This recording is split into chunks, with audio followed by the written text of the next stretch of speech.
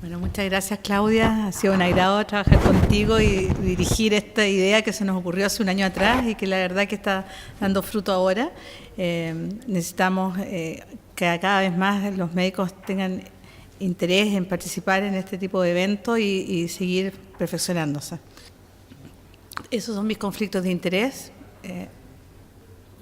Y parto con algo que encontré muy interesante, que la verdad que mi hijo ingeniero me dijo, mira, mamá, en esto, no sé qué revista de economía salió cuáles son los medicamentos más vendidos en el 2016 y vemos que ahí entre los top 10 están varios biológicos.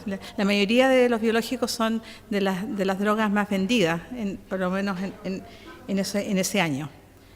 Por lo tanto, los avances en la medicina en los próximos años ya está claro que van a ir orientados a dos áreas importantes, la medicina de precisión o precision medicine o tailor-made medicine, que es esta medicina hecha a medida del paciente, ya no todo paciente con psoriasis o con asma o con dermatitis atópica o con una artritis reumatoide es igual a otro, cada uno requiere una medicina hecha a su medida. Y lo mismo sucede con la medicina en los avances en las terapias biológicas. Estos son algunos papers para que vean cómo se está estandarizando y se está normando todos estos productos. Ya no es una cosa de que cada laboratorio o cada empresa o cada patología corra por su carril, sino que se está normando todo el uso de biológicos en medicina. Y hay regulaciones en lo cual ha ido cambiando el enfoque de qué hacer con un paciente que está sometido a este tipo de terapia.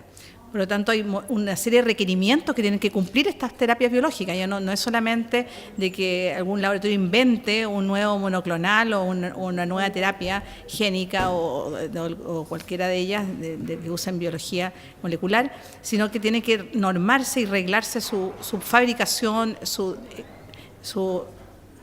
uso de estas drogas biológicamente activa. Ahora, ¿qué es la biotecnología? Yo quise poner esta diapositiva porque la verdad que nosotros estamos bombardeados con un montón de términos y yo creo que es importante saber de qué estamos hablando. Y la biotecnología es un término resultante del cruce de la palabra griega bios, vida, y técnicas, conocimiento o habilidades humanas. Y es el uso de organismos vivos para la fabricación de productos. El ser humano se ha valido de la biotecnología desde muy antiguo, a lo largo de la historia, e incluso desde la prehistoria con la domesticación por el hombre del neolítico de plantas y animales. También es bien conocido el empleo de biotecnología por los sumerios y los babilonios hace más de 8.000 años, para la producción de las cervezas y la fermentación, o para los egipcios por ahí por el año 4000 antes de Jesucristo, para la fabricación de pan a partir de trigo. O sea, ya el uso de la biología o de la parte biológica, esta biotecnología, es muy antigua. Ahora, ¿qué son estos medicamentos? Los medicamentos biológicos o biofármacos o simplemente biológicos, como realmente los estamos conociendo, son medicamentos muy complejos en cuya fabricación se emplean organismos vivos, células animales o vegetales, bacterias, virus o levaduras que se utilizan en la prevención, tratamiento y diagnóstico de diversas enfermedades. Y por lo general el principio activo de los medicamentos biológicos es una proteína producida de manera natural por el cuerpo humano. Por ejemplo, una enzima o un anticuerpo o una hormona que provoca un efecto terapéutico en el paciente. Ahora, una breve reseña histórica encontré muy interesante, ver quién fue uno de los padres de toda esta medicina basada en biológicos. Es nada menos que un argentino, es César Milstein, que es un argentino que en el año 75, en Inglaterra, trabajando en Londres, junto con Kohler, hicieron el importante descubrimiento que esta progenie de fusión de una célula B, secretora de anticuerpos normal, que es una célula plasmática, más una célula de mieloma de origen animal o humano, y formaron lo que se llama el hibridoma, que son esta terapia de fusión que dio cabida a producir grandes cantidades de anticuerpos homogéneos dirigidos a una especificidad antigénica específica. Y eso es la creación de lo que son los anticuerpos monoclonales o MAB, Monoclonal Antibody. Lo cual es un honor para Latinoamérica y para el mundo que haya sido un latinoamericano premio Nobel en el año 84, premio Nobel de Fisiología y Medicina.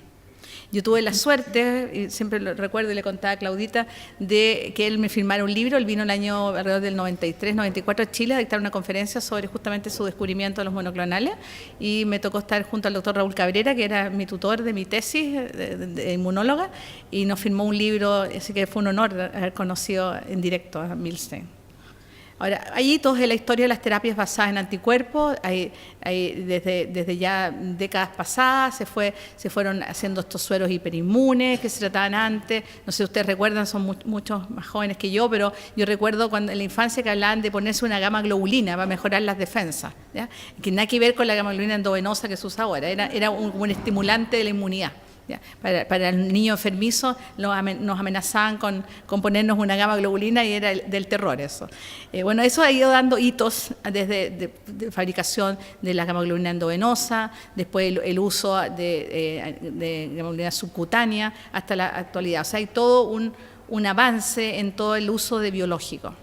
Ahora, este descubrimiento dio paso a la producción in vitro de una serie de elementos, anticuerpos monoclonales, proteínas de fusión, citoquinas como los interferones, también constructores de receptores. Hay una serie de fármacos, digamos, de biológicos que ustedes van a estar bombardeados y tienen que tener un poco el concepto de qué estamos hablando, qué son todas estas cosas nuevas que nos están llegando, y los laboratorios haciendo un tremendo esfuerzo, toda la industria, de explicarnos de qué estamos hablando y qué vamos a usar y para qué.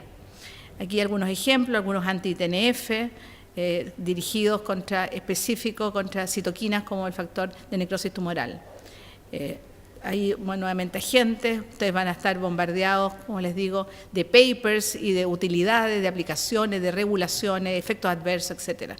Ahora, estas terapias y agentes biológicos revolucionaron tanto el campo del diagnóstico como la terapéutica en muchas enfermedades, como las enfermedades infecciosas, enfermedades alérgicas, enfermedades autoinmunes e incluso el cáncer. Yo estuve en octubre en una conferencia internacional de inmunoterapia del cáncer en Buenos Aires, y ustedes no se imaginan la cantidad, era de 3 días la conferencia, la cantidad de cáncer que se están tratando con biológicos. Algo vamos a tocar en el simposio, pero es un campo enorme de desarrollo, y muchos cánceres que después estaban fuera del alcance ni quirúrgico, ni de quimio, ni de nada, se están tratando, y algunos mejorando o retardando, alargando la vida de muchos pacientes y mejorando su calidad de vida, incluso haciendo eliminar metástasis incluso. Aquí un poco no sé muy bien, pero ahí vemos los medicamentos de uso en inmunología, los inmunopotenciadores, inmunosupresores y inductores de tolerancia, como es la inmunoterapia en enfermedades alérgicas. Y inmunosupresores, bueno, muchas drogas que ustedes conocen, corticoides y muchos inmunosupresores, ciclosporina, etcétera. Y los inmunoestimuladores, cómo estimular la inmunidad, ¿ya? Porque obviamente es una tarea, y yo como inmunóloga vemos cada día pacientes con inmunidad baja que requieren ser inmunopotenciados, y hay algunos elementos que nos pueden ayudar. Ahora, ¿qué son los anticuerpos monoclonales? Algo les dije a raíz del Nobel de Milstein. Los anticuerpos monoclonales contenían cantidades variables de proteínas murinas en su inicio, porque esto justamente fue un ratón el que fabricaba los anticuerpos, y lo que provocaba, eso sí, una generación de lo que se llaman los AMAs, que son los Human Anti-Mouse Antibodies. También tiene limitaciones la tecnología de los hibridomas, lo que descubrió Milstein, y la mayor limitación es la incapacidad de producir un preparado de anticuerpos monoclonales totalmente humano, ¿ya? Pero, sin embargo, con el advenimiento de nuevas técnicas de biología molecular, como por ejemplo las técnicas de DNA recombinante o el aumento del conocimiento de la estructura y función de los anticuerpos, llevaron a la producción de estos anticuerpos monoclonales quimeras, o sea, mezcla de humano con murino, o humanizados, o sea, no, totalmente humanos. Y ahí vemos cómo en la fracción, en la fracción ahí FAB, que es la zona donde da la especificidad antigénica, pueden ser murino, quimera o humano. Lo mismo los anticuerpos, por ejemplo, cada un anticuerpo 100% humano, y lo que se llama los UMAP, los 100% murinos, UMAP, y menos de 5% murino, más de 5% murino, que es una quimera, y esto en menos de 5% murino humanizado, y acá algunas terapias de fusión como contra receptores de TNF-alfa, que es, por ejemplo, el etanercept. Aquí un poco también la nomenclatura, la nomenclatura, que ustedes van a estar bombardeados. Vemos la nomenclatura, los humanos son U, el ratón es O, la rata A, el hámster E, los primates I, y si son quimeras es chi. Y ahí vemos si el origen también, el origen es viral, bacteriano o inmune, o tiene efecto cardiovascular, o en un tumor de colon. Eso va dando toda la nomenclatura del nombre. Así que cuando ustedes les presenten un producto biológico, ustedes con el nombre van a poder determinar si esto es quimera, murino, humano, etc. Así que es una nomenclatura, es todo un idioma que estamos siendo bombardeados los médicos, pero es muy interesante que ustedes después tengan conocimiento de ello. Muchas gracias.